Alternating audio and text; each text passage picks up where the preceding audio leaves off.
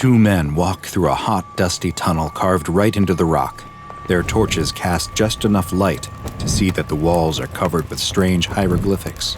They've been in many tombs before, but they've never seen markings like these before.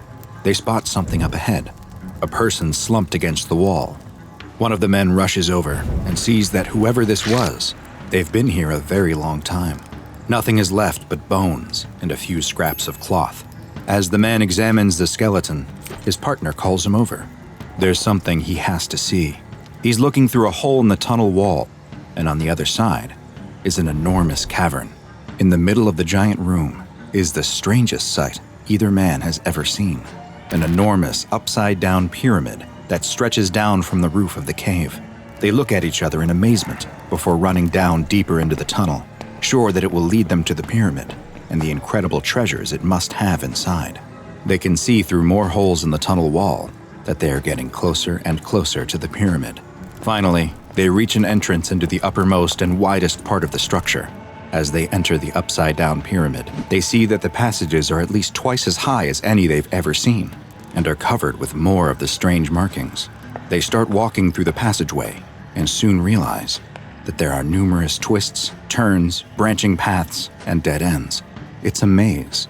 The man turns to tell his friend that they should consider leaving and coming back with others, but he finds that he's all alone. They must have gotten separated at some point. He starts backtracking through the passages, turning this way and that, trying to retrace his steps.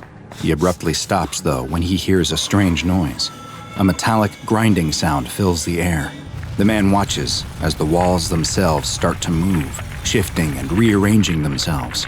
Without warning, the open passage in front of him closes, sealing his path back. The man begins to scream. There's no answer to his cries. Panicked, he runs deeper and deeper into the maze, but try as he might, he can't find his friend, or the exit. How long has he been walking? Hours? Days?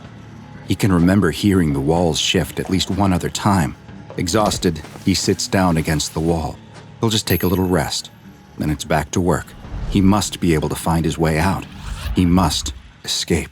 Hi, I'm DrBob, and this is SCP-875, also known as War Criminals. SCP-875 is the designation the SCP Foundation has given to a massive underground pyramid whose exact location is a closely guarded secret. As of yet, no record of the pyramid's construction has been found in any historical documents, though there is evidence that suggests SCP-875 is a man-made structure. While the outside of SCP-875 is made of normal sandstone like the pyramids of Egypt, there is an inner layer composed of a metal alloy that is yet to be identified. The first floor of SCP-875 is accessible through a tunnel and contains a number of passageways that appear to have been built for entities much taller than humans. These passages are arranged into a maze-like configuration, complete with double backs and dead ends.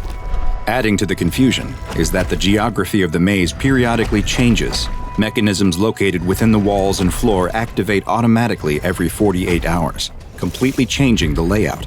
While anyone unlucky enough to be trapped within the shifting walls of SCP-875 may find themselves unable to leave by the path they entered, there are a number of hidden pressure plates and levers that can be found throughout the labyrinth that open up sections of the wall, creating new paths and shortcuts.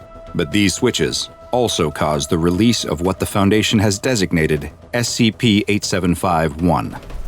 SCP-875-1 are small, flying insect-like creatures, approximately 6 centimeters long, with a mass of roughly 3 grams. They bear no resemblance to any known species of insect on Earth, suggesting that their origin may be extraterrestrial. When released, SCP-875-1s will swarm the nearest person, stinging them mercilessly. Their sting is highly acidic and causes severe damage to nerves and tendons. And this potent acid, combined with their tendency to swarm, has resulted in victims' limbs becoming what can only be described as liquefied. Previous uses of explosives within the pyramid have left openings to a lower second floor that are relatively easy to access, provided that the maze's current configuration allows the breaches to be reached. The main feature of the second floor is 4 large vats, each of which contains a clear liquid similar in appearance to normal water that has been designated SCP-875-2. When humans are exposed to SCP-875-2, They experience effects similar to an amnestic, but with the added sensation of feeling both happy and satisfied. Following what looked like maintenance tunnels on the second floor leads down to a third floor of the pyramid that is home to a large nuclear reactor. The reactor takes up most of the area of this level of the pyramid and appears to be self-cooling, with no evidence of a meltdown or other nuclear disaster having taken place. This reactor seems to be powering the rest of the pyramid, including the maze reorganizing mechanisms on the first floor, as well as what's hidden on the mysterious lowest level of SCP-875. Although there is no direct access to the fourth floor of the pyramid, tunneling through the floor of the third level has revealed something incredible. Inside a small room are what look to be 10 separate cryogenic stasis chambers. The chambers are arranged in a circular formation, and strangest of all, they're all occupied. Inside each pod is a large insectoid creature roughly 3 meters tall and weighing 240 kilograms that have been designated SCP-875-3. 3 of the creatures appear to have died from their stasis chambers failing at some point in the past, and heavy decomposition has set in. Several other of the insectoid creatures are heavily damaged, though it is unknown if this is due to issues with the pods, or if they had sustained injuries prior to entering stasis. While it is not known what exactly these creatures are, where they came from, or if their origin is even terrestrial, examination and analysis of some of the images carved into the walls of SCP-875's first floor have provided interesting information. In one, 2 figures that bear a resemblance to SCP-875-3 are depicted facing each other, with one appearing to be stabbing the other with a spear, implying some kind of violent conflict in the past.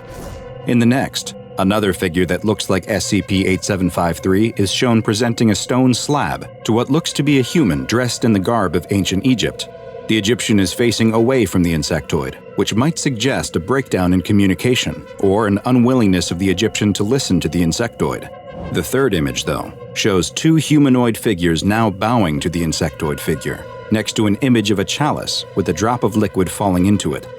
This may represent SCP-875-2, the amnestic liquid, and the way its effects were used to subdue this group of people. This hypothesis is further strengthened by a fourth image that shows an insectoid figure watching 2 humanoids pulling what looks like a large stone block with ropes.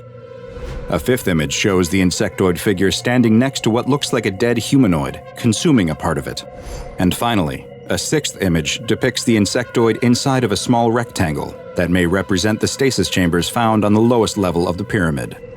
Are these entities sleeping inside the stasis chambers the same ones depicted on the walls of the pyramid? Did they arrive on Earth and subjugate a group of humans, forcing them to build a monument that could contain their stasis chambers and keep them in a form of perennial living death? Perhaps this question has been answered by a mysterious transmission that was detected by the Foundation. Coming from an unknown source, the transmission was in English, but the grammar and word choice sounded like it was from someone who had only the most basic understanding of the language. The transmission, in no uncertain terms, demanded the return of the war criminals, and that if they were not returned, that 95% of the species would be made extinct. It then went on to describe a number of offenses perpetrated by these war criminals, including claims of massacres and cannibalism. Were the creatures in the bottom of SCP-875 convicts on the run, war criminals from another planet or even another reality, who had fled to Earth to escape justice? It may never be known for sure, as the message degraded and became unintelligible before it could finish. Due to its stable location and the relative ease with which the public can be kept away from it, SCP-875 has been classified as safe. Its location is marked as a military base on maps, with satellite images altered according to Procedure Watson 24. Civilians who approach the area are to be taken into Foundation custody and administered Class A amnestics.